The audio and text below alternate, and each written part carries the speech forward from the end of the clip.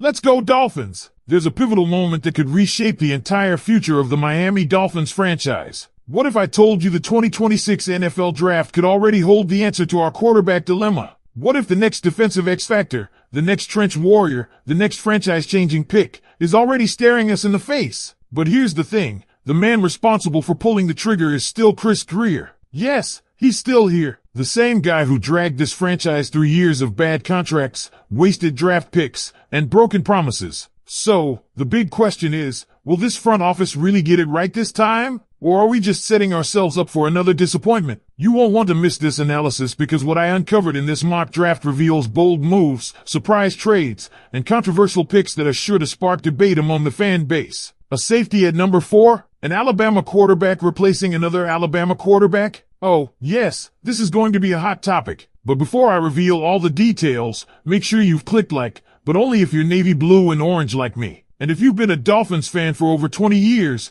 leave a comment right now saying, "Go Dolphins!" My heart is all yours. Let's see who the real fans are. Now, buckle up, because what I'm about to show you could be the beginning of the turnaround we've all been waiting for. With 9 picks on the line and the front office still marked by Greer's fingerprints, despite all the signs that he should have left yesterday, the margin for error is 0. This next round of drafts will show us if there really is a plan, or if it's just more chaos that's haunted this franchise for years. So far we've added safety Caleb Downs, a possible face of the defense type of player. Then came quarterback Ty Simpson, a calculated swing at the most important position in football, without reaching too early. Follow that with Zion Young at edge, who could give Miami the kind of relentless energy and production that's been missing off the edge. But what happens next? Let's dive into the rest of this mock. The Dolphins' second third-round pick was used on Logan Jones, the center from Iowa, and this might end up being one of the smartest picks of the entire draft. Let's be real, Miami's offensive line has been one injury away from collapse for years now, and even when healthy, it's been average at best.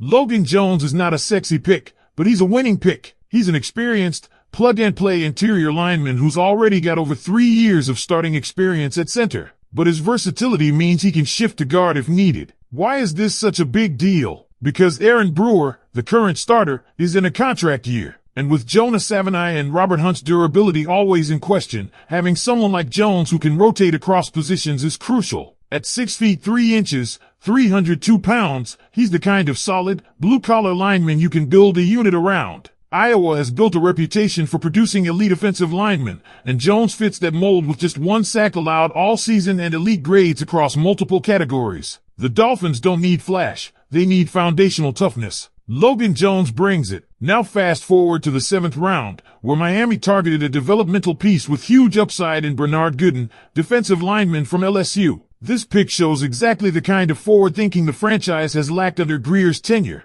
Gooden isn't going to step in and dominate from day one, but what he brings is raw pass rush ability from the interior, which is something the current defensive line desperately lacks. Let's put this into perspective. Miami's interior defensive front is a patchwork of short-term fixes and inconsistent production. Kenneth Grant looks lost. Zach Sealer has taken a step back. Benito Jones is on a 1-year deal. Jordan Phillips has shown flashes, but nothing consistent. In that landscape, taking a shot on a 5th-year senior like Gooden makes perfect sense. He's a little undersized at 6 feet 1 inch, 268, but his tape is intriguing. 13 pressures, 1.5 sacks, and a motor that doesn't quit. Yes, his run-stopping ability is a concern, with just a 3.8% run-stop rate. But his ability to collapse the pocket on 3rd down gives him real value. And with better coaching and NFL weight room time, maybe he becomes more than just a situational pass rusher. Remember, the goal isn't to find 53 All-Pros, it's to find contributors in every round. And Gooden could absolutely become a rotational piece on passing downs. So now the question becomes, was this the kind of draft that could finally begin to turn the ship around? From my seat, this draft did 3 critical things right. 1. Took the best player on the board with the 4th overall pick. Safety may not be a premium position in the top 5,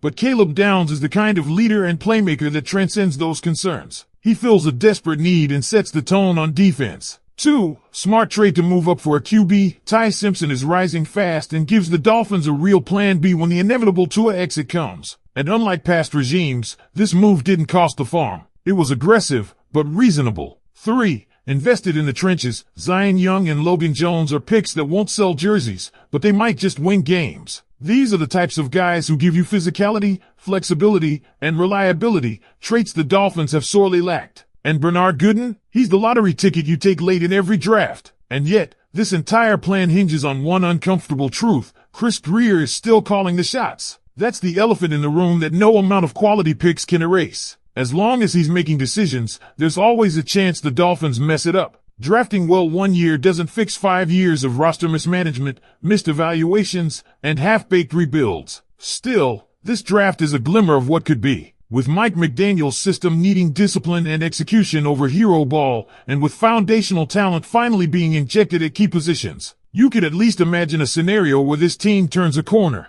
Let's peel back the layers on what this draft really means for the Miami Dolphins, not just from a talent perspective, but from a philosophical one. Because the truth is, we're not just looking at names on a draft board. We're staring at a fork in the road for a franchise that has spent the better part of 2 decades trapped in mediocrity, always chasing the next quick fix, never fully committing to a true, sustainable rebuild. This draft class, as constructed, actually suggests that someone in that front office is starting to understand what it takes to build a real contender. The question is, will Chris Grier stay out of the way long enough to let it happen? Let's take a deeper look at what this mock draft tells us about where the Dolphins might finally be headed. Start with Caleb Downs. This pick sends a message. It says, we're done ignoring elite defensive talent just because it doesn't play quarterback. Downs is not just the best player available, he's a defensive chess piece that can be moved all over the field. That kind of versatility is exactly what Vic Fangio, or whoever the future defensive coordinator might be, needs to counter today's wide-open NFL offenses. It's not just about strong safety or free safety anymore. It's about hybrid roles, about disguising coverages, about having a guy who can play deep,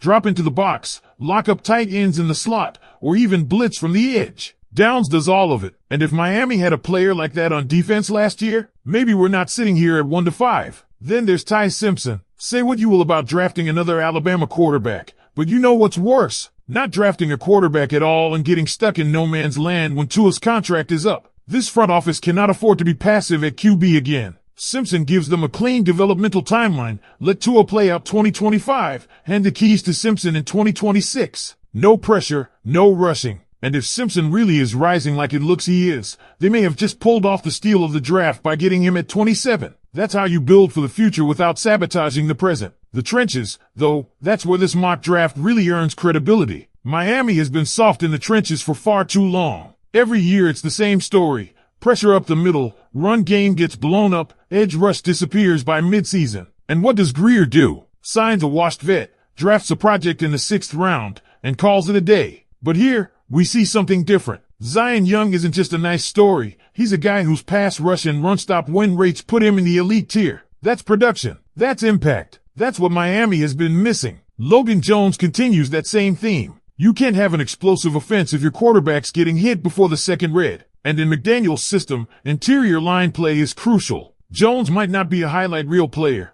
but he's a tone setter. Drafting a guy who started 3 years at center in the Big Ten, where they play grown man football every week, shows Miami is finally valuing experience and fundamentals over measurables and hype. And then, Bernard Gooden. Is he a long shot? Of course, that's what 7th round picks are. But he's not a throwaway. He's productive, he's relentless, and he's shown flashes